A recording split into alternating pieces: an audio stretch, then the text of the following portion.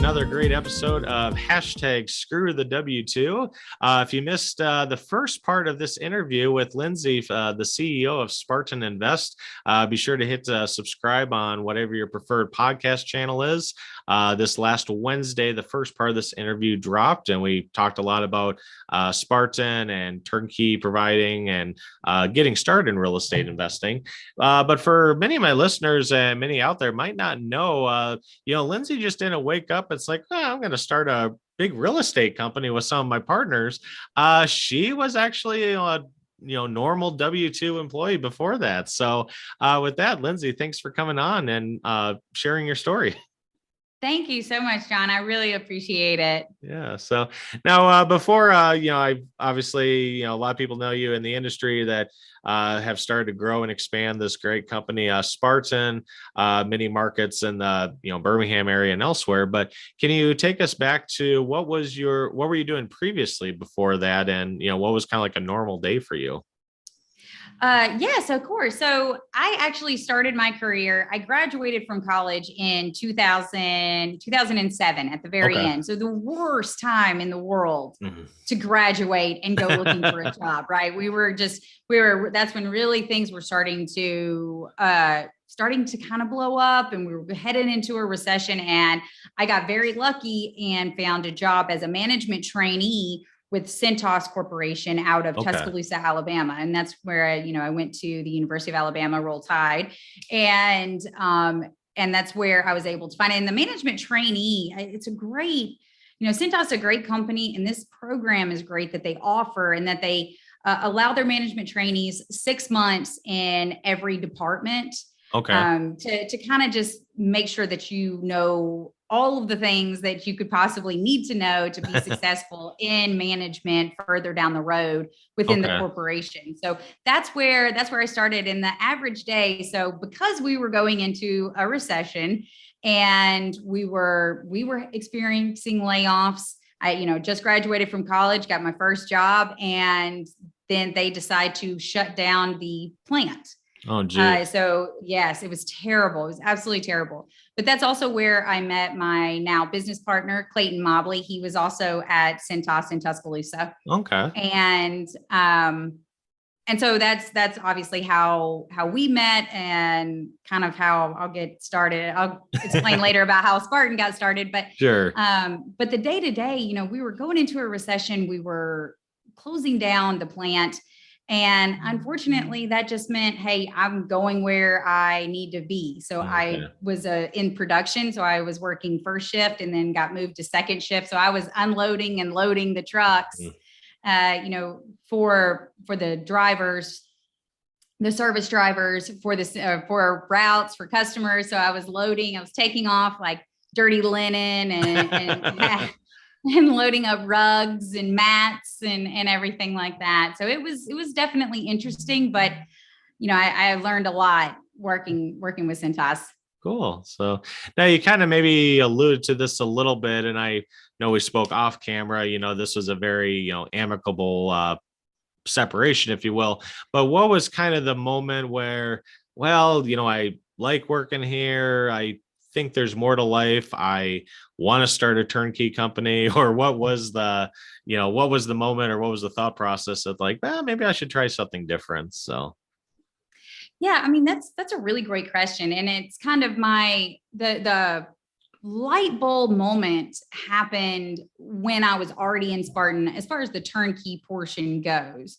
But the light bulb moment for kind of becoming my own boss essentially was the not having any control over the day to day. It was really challenging. It was a lot of hours. You're in the corporate world, and I can't say enough great things about Cintas. It is a great company, but man, big corporations like that, you are just tied with so much red tape. There's policies on everything, and it's really difficult to perform and to grow within those organizations and to really make a difference. And Clayton knew that as well, and so he left before I did. He had started there was someone who was flipping properties in Montgomery that he knew, asked him like, hey, do you want to do this in Tuscaloosa for me? So he went and purchased the first property,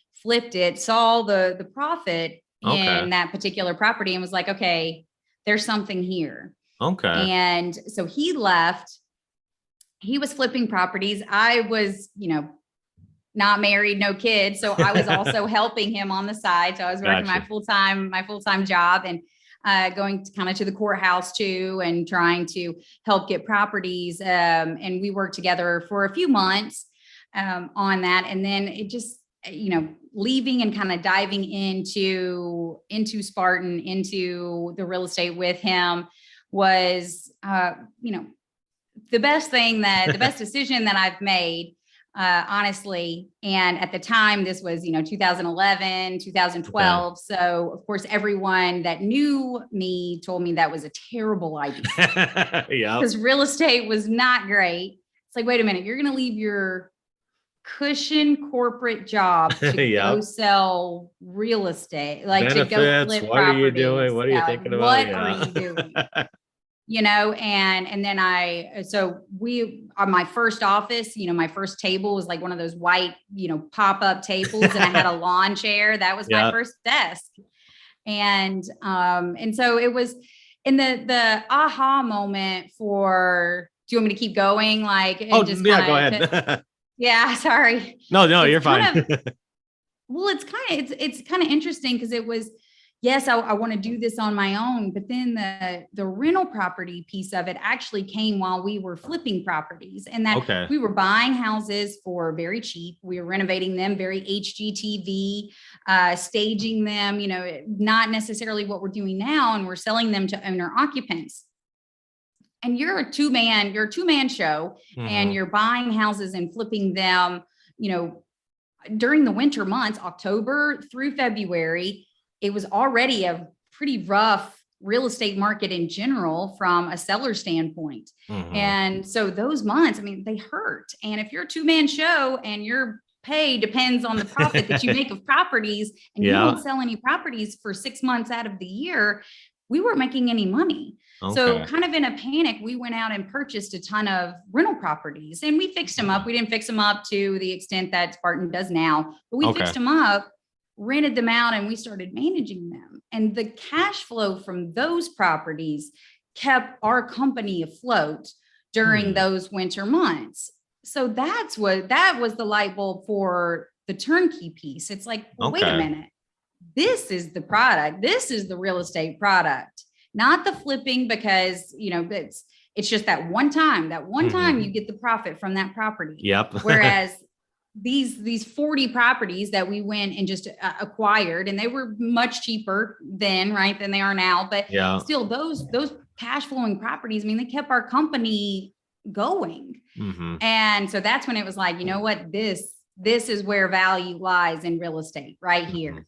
And so we just made the decision again to take a huge leap of faith and completely shift our entire business model that we'd been building for 3 or 4 years. Wow. That we had, finally kind of gotten down pat, and we just made that change. And I guess the rest, they say, is history. Sure. That makes it sound very easy, but it was right. easy. Yeah. Well, you watch an HGTV show, it's like, oh, I could flip a house and make 30 grand in an hour. No problem. Yeah. Exactly.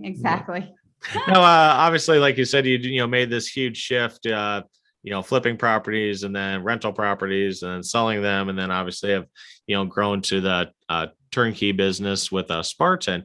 With that being said, obviously you have more control, time, money, freedom. Is there any regrets or anything you do miss from your old W2 job at Cintas? Or? Unfortunately, no. Okay, no, that's fine. Hopefully none of our coworkers are listening to this.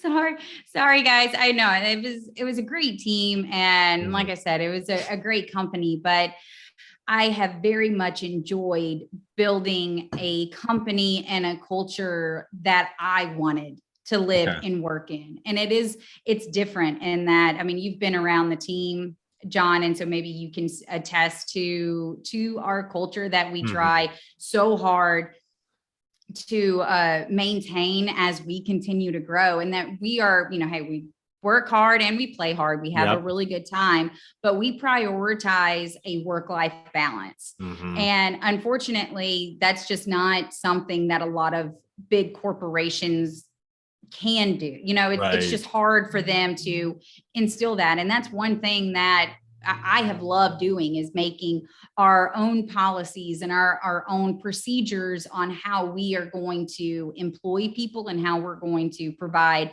to our end user, who is the investor. I firmly believe that how you treat employees is just in turn is going to determine how they treat your clients. Right. So we make sure that our employees know, hey, priority is your family. Hands down. I don't care. That is number one priority. And we try to cultivate a family-like atmosphere while you're at work. But especially as a female, as a woman running a real estate and construction business, I'm not going to miss my son's baseball games or my daughter's dance practices or recitals. I'm not going to miss those things. Those things are very important to me, as they are to everybody. So we ask our employees to, make sure you're attending those things. Hey, if you've got to stay late sometimes and it makes sure things get knocked out, then but have that flexibility. Sure. Stay late on Tuesday so you can leave early on Wednesday and make the Christmas program or whatever that is. That's what I've loved so much. And that's why I don't look back on the corporate setting and the W-2 is being able to kind of build and grow that type of environment. Which that's probably a little bit more than what you were looking for. No, that's fine. I always like to keep these little conversational, see how things go. And I think, if you can build a company like that, work-life balance. And I've worked for companies that very much do that. And I've worked for some that could care less if you have a family, so to speak. So, but right. And that was one thing too, that at Cintas, is because when I worked there, I didn't have kids and I wasn't married. So it was kind of like, oh, well, Lindsay can do it. She can work Saturday and Sunday. She doesn't have anything going on, Exactly. So so we try to maintain that equality throughout, no matter your situation, because all extracurricular, all outside of work is important, and people just have different levels of work ethic, but we try to bring on, those dedicated to working and doing a good job, but also dedicated to things outside of work. Agreed. So as we wrap this up, Lindsay, and, for any of my listeners out there, maybe they were in a situation like yours, like, hey, great job, great coworkers, no problem. Or like, you can listen to my first episode where I left my corporate job, and others where, couldn't wait to get out of there. But for any reason, if anyone out there just maybe feels stuck in their job and maybe they want to start a business, maybe they want to, become an entrepreneur or whatever the case may be, but, I'm going to lose my benefits. That's what's holding me back, or I'm going to miss my coworkers, whatever the case is. What kind of advice would you give to them as far as, those that feel stuck and not willing to take that next step? Yeah, that's a really great question. And I think every situation is different. If you are a single mom supporting 3 kids, your situation may just look very different than my situation at the time when I said, hey, I'm going to take a leap of faith. Sure. But the best advice that I can give, I've given to a few coworkers, a few of my female friends, and this isn't just for women, this is for men as well, but just for the most part, I hear more women talk about not wanting to make a move or make a change due to fear. What if I fail? What if I can't do it? I can't tell you how many times I've had women talk about, well, what if I don't do a good job? And my response and my advice to all of your listeners is, so what? Who cares? Yeah. Okay.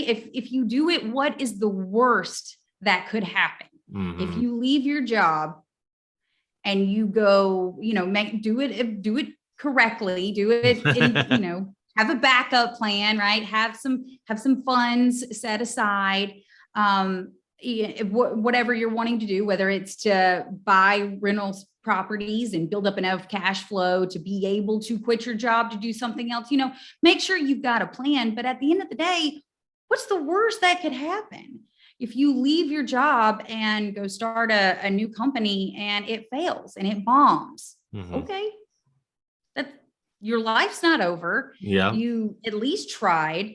And you know what? No one's going to fault you for that. And and if anybody does give you any flack, well, forget them. I bet they're still in a cubicle doing their job that they've done for 30 years. Not everybody is successful at starting a business, and not every startup business is going to look the same. Right. So my advice is like, because the biggest hesitation is fear.